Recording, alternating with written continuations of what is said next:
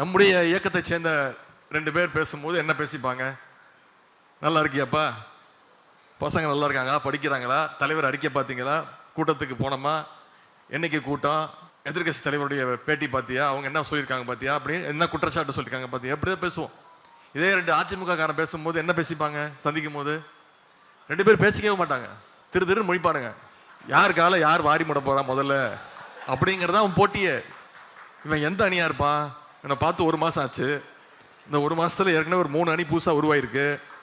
OPS அணியா, EPS அணியா, TTV அணியா, இல்ல சசிகலா அம்மா அணியா, இல்ல தீபா அணியா, இல்ல தீபாவோட டிரைவர் அணியா, இல்ல புதுசா வந்திருக்கக்கூடிய அண்ணன் செங்கோட்டையன் அணியா?